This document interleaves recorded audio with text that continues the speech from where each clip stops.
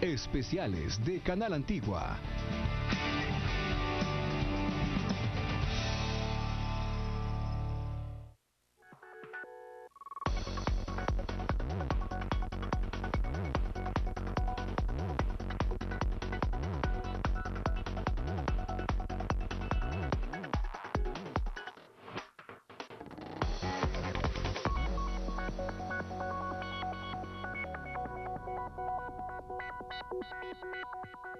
Muy buenas noches, estimados televidentes. Muchas gracias por permitirnos llegar a sus hogares nuevamente en esta Guatemala convulsa por tantas noticias, por toda la corrupción que se ha descubierto, aunque ya se conocía mucho de eso, pero que se ha descubierto, la polémica también sobre el tema de la campaña electoral, y un poco hacia eso nos vamos a referir, esos temas de actualidad que se están viviendo en Guatemala.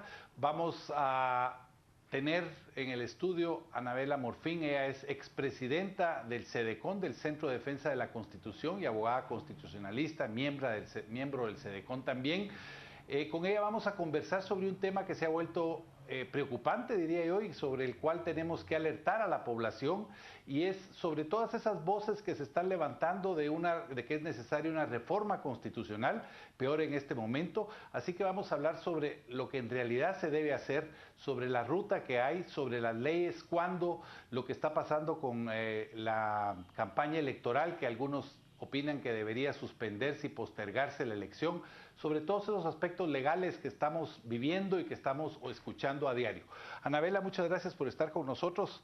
Creo que es un momento bien oportuno tener una voz como la tuya que ayude a que los lectores y nosotros mismos, los periodistas y todas las personas, pues entendamos mejor qué es lo que está pasando. Tal vez el primer tema que quisiera tocar es el de la reforma constitucional. Resulta que ahora personajes como Alfonso Portillo, Lizardo Sosa, María David García y otros, Manuel Valdizón, hablan sobre la necesidad de reformar la Constitución. A mí me parece dos cosas: primero, que no es el momento de hacerlo, Totalmente. y segundo, que tampoco es necesario.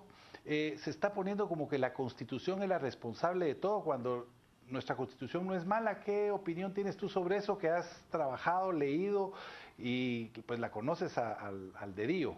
Bueno, realmente comparto la opinión que expresas en cuanto a que nuestra Constitución es una buena Constitución. Suelen los políticos, para justificar sus desmanes, atribuirle a la Constitución deficiencias para justificar sus propios actos. Creo que no es conveniente una reforma constitucional, menos en este momento y menos por quienes están en el Congreso de la República, que hemos visto que son personas que definitivamente nunca honraron la confianza que el pueblo tuvo en ellos al depositar en ellos sus votos. Es una constitución que tiene toda la estructura, tanto organizativa como normativa, que nos puede regir de una manera adecuada. Sí reconozco que hay parte que sí podría meritar una reforma, como lo relativo a las comisiones de postulación, que en fecha reciente vimos las vio el abuso a través de ellas. Pero volvemos a caer en el tema: el método no es el malo, son las personas que en un momento dado, aprovechándose de la posición en que se encuentran, transan, negocian y buscan nichos de poder para luego tener impunidad. No es la Constitución la mala. Bueno, de hecho, cuando se establece las comisiones de postulación, el espíritu es bastante sano. Claro. Es quitarles poder a los políticos en la selección de los magistrados y los jueces, de los magistrados y la Corte Suprema, y al mismo tiempo se le pasaba a la academia. Otra cosa fue que inmediatamente echa la ley, echa la trampa, y entonces se corrompió. Lamentablemente yo creo que no hay sistema perfecto. Efectivamente, lo que se buscaba es que, como la academia estaba alejada de la política, iba a tener más objetividad y responsabilidad en la conformación de las cortes. ¿Y qué fue lo que ocurrió? Que políticos inescrupulosos crearon universidades para tener cuotas de poder y luego contaminaron a otras universidades, como la Universidad de San Carlos, que finalmente tengo que reconocer que es mi alma mater, pero que se politizó de una manera horrorosa en los últimos 12 años. Entonces sí creo que no es el sistema el malo, son las personas que carecen de escrúpulos y de principios. Bueno, y estamos viendo que también hay derivado de toda esta situación una crisis institucional. Las instituciones tampoco funcionan, pero finalmente el problema es el mismo. No es que las instituciones per se sean las malas, Claro. sino las personas que llegan ahí y las utilizan o mal utilizan casi siempre. Efectivamente, los pesos y contrapesos están claramente definidos en la Constitución, se establece que no hay dependencia ni más que coordinación entre los organismos de Estado, pero hoy vemos cómo recientemente una candidata a la presidencia dice que pone a disposición a los legisladores para que hagan tal cosa. ¿Qué podemos esperar de esa persona cuando esté en el Ejecutivo? No respetan la separación de poderes. Yo sí creo que se tiene que hacer efectivo cumplimiento de la norma constitucional y entonces, solo entonces aspiraremos a vivir en un Estado de Derecho. Anabela, tú has vivido en un mundo muy vinculado obviamente a todo lo que es el andamiaje legal. Yo he tenido la oportunidad de conocer varias constituciones, aunque específicamente me he limitado mucho a ver el tema de libertad de prensa, pero en términos generales me parece que nuestra constitución es una constitución bien estructurada.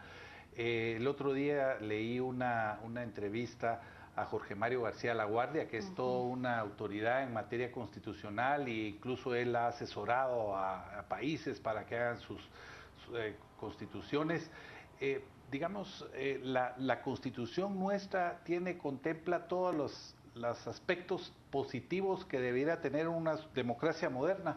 Yo considero que si te das cuenta, la constitución que nos rige creó entidades novedosas como el Ombudsman, que era una figura nueva en América Latina y que a partir de eso muchísimos países en el área pues crearon esa figura porque es absolutamente necesaria para la defensa de los derechos humanos.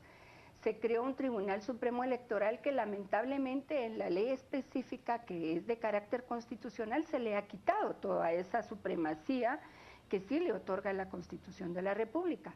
Yo creo que lo que debemos hacer es de desarrollar la Constitución porque se ordenan más de 40 leyes que no se ha cumplido por el Congreso de la República emitirlas.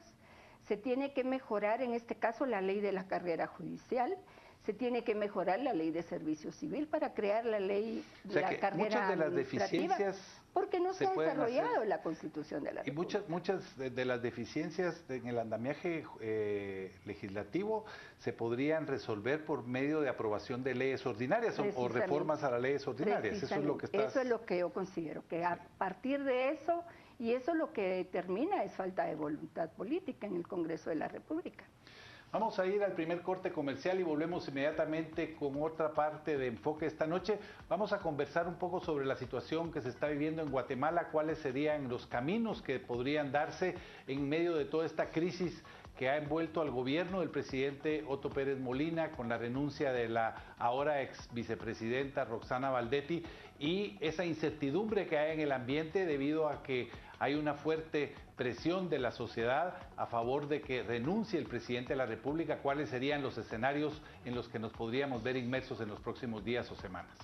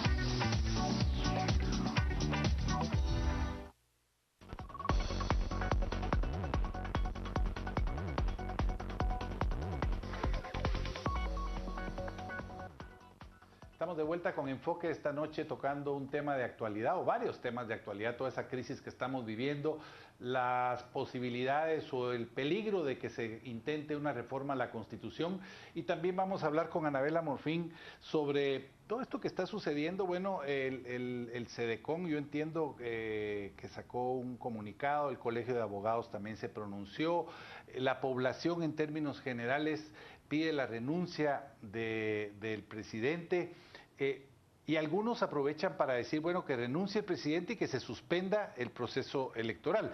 Sin embargo, hay una ruta establecida precisamente por la Constitución que impide que a la hora de una renuncia del presidente, si es que se diera, el camino fuera un rompimiento constitucional. No, definitivamente no. La Constitución, precisamente hablábamos hace un momento de que es una buena Constitución, tiene previsto el caso de la renuncia del presidente, y el procedimiento es que el Congreso de la República designe a la persona que deba sustituirlo.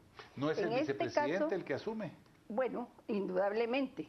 Y tendría que, en este caso, porque sí hay. Sí. Recordemos lo ocurrido en la época de Serrano, que fue el Congreso quien designó presidente y vicepresidente porque ambos se habían retirado. Sí. En este caso sería el vicepresidente quien asume la presidencia y se repetiría el procedimiento para que se elija a un vicepresidente. O sea, no habría rompimiento constitucional. Y lo que tendría que hacerse es continuar con el proceso electoral, llegar a elecciones y el periodo igual termina el 14 de enero, el periodo constitucional. Correcto. Eso creo yo que es interesante porque en este momento se están tirando demasiadas cartas, por así decirlo, sobre la mesa. Yo creo que mucho tiene que ver con el afán de confundir un poco a la población. También hablan ahora de la reforma a la ley electoral y de partidos políticos. Pero ahí tenemos otro punto que es importante aclarar, aunque se diera, que desde mi punto de vista no sería lo más conveniente, una discusión y aprobación en este periodo legislativo, pero aunque se diera, esa reforma no afecta el proceso actual, eso ya no puede ser porque fue convocado con la ley actual, ¿es correcto? Efectivamente, así es, no tiene efecto retroactivo, definitivamente. Yo sí creo y disiento de lo que tú comentas en cuanto a que no sería conveniente que se hiciera en este periodo. Creo que el hartazgo de la población está dando pautas de lo que esperamos. ¿Cuántas veces, cuántos años hemos estado discutiendo sobre la necesidad de fortalecer al Tribunal Supremo Electoral, sobre controlar el financiamiento, sobre que debemos prohibir el transfugismo, y nada de eso ocurre?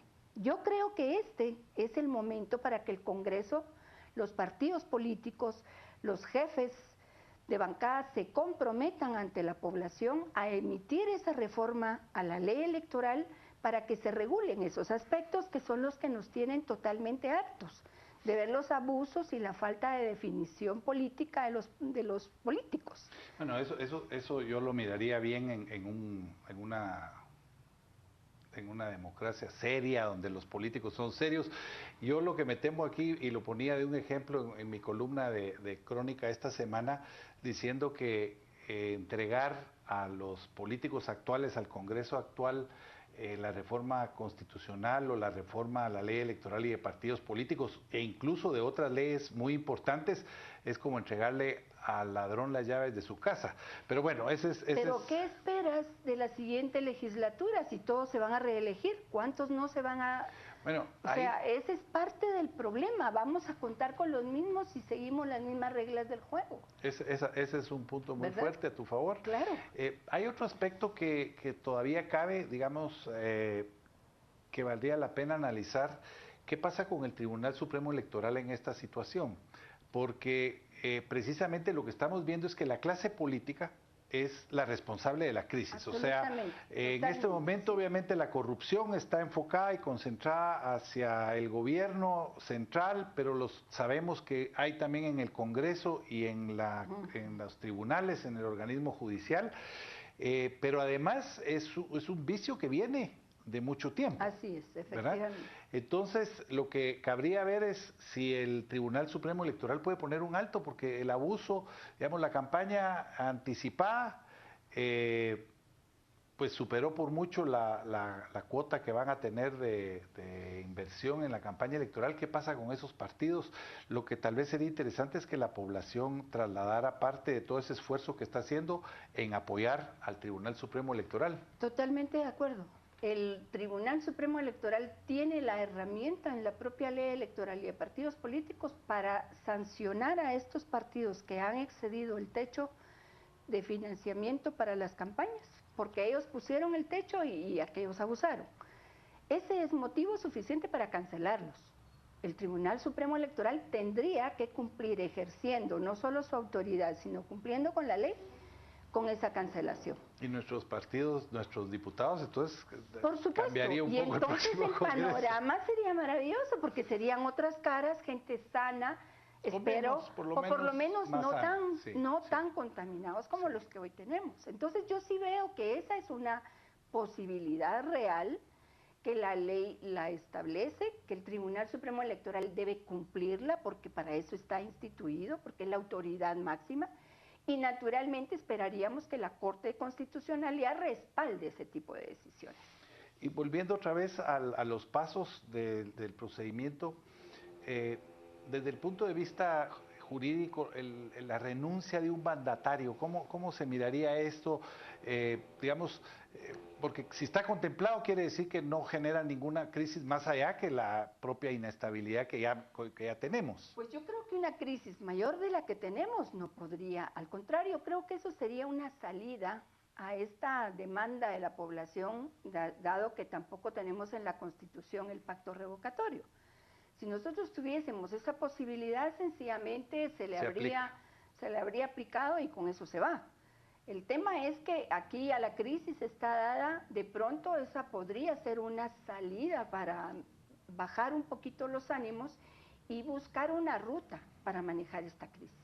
Porque yo creo que sí es urgente y no veo una institución que lo esté queriendo asumir en este momento. Y ese es el vacío tan tremendo que siente la población. Vamos a ir al último corte comercial y volvemos con las conclusiones y la parte final de Enfoque de esta noche.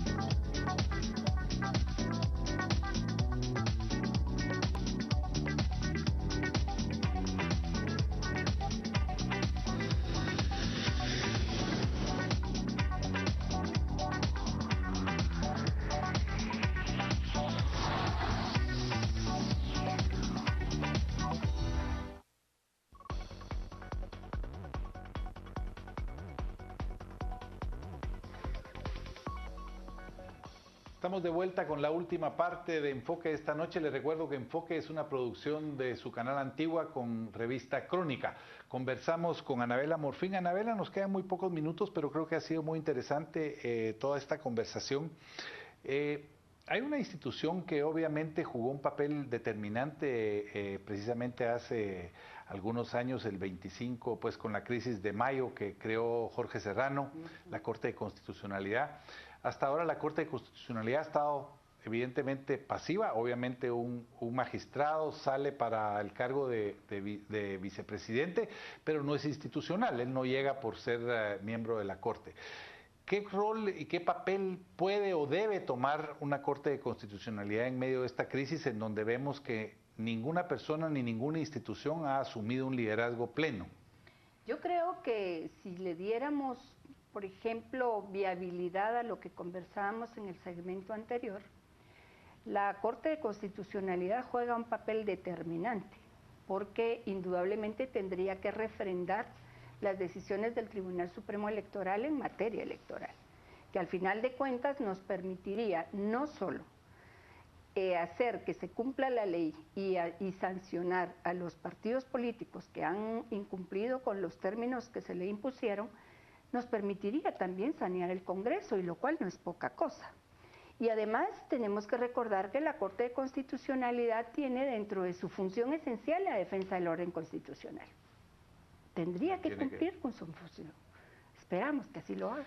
Y obviamente, pues las leyes son letra muerta y es lo que tiene que seguirse, pero hemos visto una expresión popular muy significativa que no vimos nunca en la época democrática del 86 para acá, porque aún en esa crisis de Jorge Serrano la gente no salió así con esa espontaneidad y con esa fuerza a las calles. Hubo sectores que asumieron ese papel de liderazgo. ¿Cómo se siente eso en el ambiente y cómo puede reforzar el camino de la legalidad?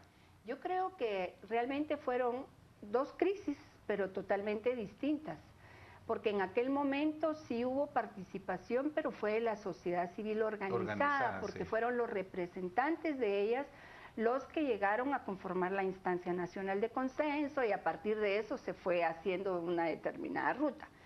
En este caso es la población la que se empodera, ejerce ciudadanía y exige sus derechos. A mí me parece fabuloso. Sí, a mí me encanta más esta. Creo que estamos despertando, y eso es bueno, porque yo creo que en primer lugar los jóvenes, que son mayoritariamente los que están participando y motivando a través de las redes sociales, se están empoderando y están tomando conciencia de que si no participan, su futuro está condenado. Y yo creo que eso es lo más importante de todo este proceso. En esta conversación, pues tú y yo hemos coincidido en casi todo, salvo en el momento de cuál es el momento ideal para discutir algunas reformas, pero como el tema fundamental y principal es el tema de la reforma constitucional, a mí realmente es algo que me preocupa muchísimo, porque he visto los discursos que se han venido repitiendo, y obviamente meter eso en este momento es un gran distractor. Totalmente. Pero aparte el riesgo de que efectivamente se pueda avanzar, las reformas constitucionales precisamente derivadas de la crisis de 1993, pues tuvieron cosas buenas, pero como se hicieron en medio de una crisis, el resultado tampoco fue el mejor, ¿verdad?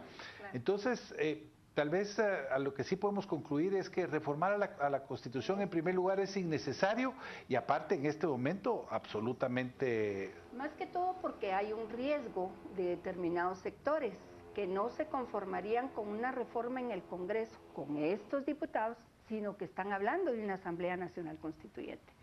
Tú sabes en dónde empieza, pero no dónde termina.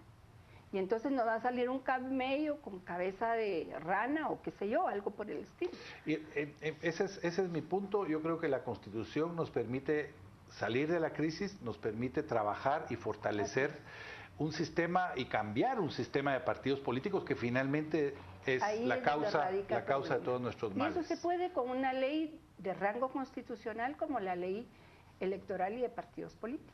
¿Y cómo ves tú, para terminar, el rol que ha tenido cada una de las instituciones, la prensa, los profesionales, la sociedad civil organizada, que ahora ha estado muy silenciada? Sí. Digamos, ¿cómo miras tú a cada uno de los protagonistas de antes? Yo esperaría más contribución de ellos, porque realmente lo que pasa es que también hubo una estrategia del gobierno central de cooptar a muchos entes de la sociedad civil para neutralizarlos.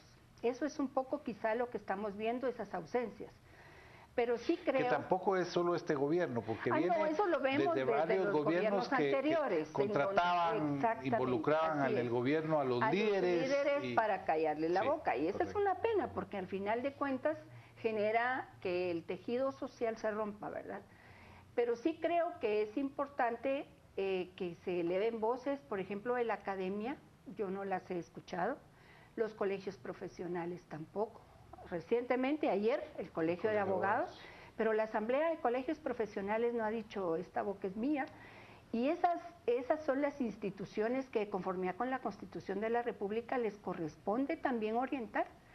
El papel de la prensa me parece bastante, que ha contribuido muchísimo aunque deploro definitivamente el papel de los canales que están a través del control que se hizo de las concesiones ejerciendo un monopolio, porque indudablemente es la televisión abierta que ha hecho mutis total ante las expresiones populares, dando una imagen de normalidad cuando no la hay. Eso sí me parece muy criticable, engañoso, y creo que ese tema debe revisarse en particular. Bueno, mira, ese tema que has sacado es muy interesante. En la última manifestación en la Plaza Central, la gente, el pueblo que estaba ahí, sacó a las unidades móviles de los canales 3, 7, 11 y 13, precisamente porque no han cubierto de una manera adecuada el movimiento civil. No han sido objetivos, han ocultado información y eso es imperdonable. Y finalmente, ya el último tema, ¿cómo afecta todo esto a la campaña electoral? ¿Qué debería hacer la gente? Porque creo que una de las cosas positivas es que esto nos está creando una conciencia social, podríamos decir, y cuando hablamos de conciencia social es conciencia de la sociedad por la problemática nacional y que también están abriendo los ojos a esa crisis que deviene de los partidos políticos. Pues yo creo que en realidad sí es una cuestión muy positiva, porque en primer lugar se empieza a discernir sobre las calidades éticas, morales, los antecedentes de los candidatos, y eso indudablemente hace que el voto sea más razonado. También, sí. Se da la oportunidad también a otras personas que quieren ejercer una actividad política, pero que por falta de oportunidad de estos partidos grandes no la han tenido. Yo creo que es válido que tengan también la oportunidad, pero lo que a mí me preocupa es que nadie habla de sus planes de gobierno. Son cancioncitas y cosas tontas las que le dan y le lanzan a la población en lugar de decir cuáles son sus compromisos. Obviamente, no promesas que tengan solamente el ánimo de engañar, ¿verdad? Que sea una cuestión objetiva y que se tenga como compromiso el cumplirlas al llegar al poder. Gracias, Anabela, gracias por tu participación. Estimados televidentes, estamos llegando al final de otro programa de Enfoque. Creo que la conclusión que podemos tener, o las conclusiones que podemos tener, son, en primer lugar, que es absolutamente innecesario e inoportuno en este momento hablar, discutir e intentar una reforma constitucional. La Constitución de Guatemala es un marco más que aceptablemente bueno para regir nuestra democracia. Obviamente lo que ha sido malo es quienes aplican la justicia por un lado y quienes deben respetar la Constitución y la han irrespetado constantemente. Eso por un lado. Y por el otro lado, lo interesante es que en medio de toda esta crisis hemos visto un renacer, o un nacer, mejor dicho, de la conciencia social de la mayoría de guatemaltecos, o de muchos guatemaltecos, que se están expresando y que están empezando a hablar y a pronunciarse sobre los temas que nos están afectando a todos. Yo creo que esto es un despertar social de los guatemaltecos que puede ayudar a consolidar, a transformar esa labor de los políticos, que finalmente son los responsables de esta crisis, porque ha devenido en una corrupción que ellos han venido construyendo a lo largo de los años y de los gobiernos. Muchas gracias por su atención. Volvemos el próximo sábado con otro enfoque, con otro tema de muchísima actualidad referente a la situación nacional y por supuesto a la campaña electoral.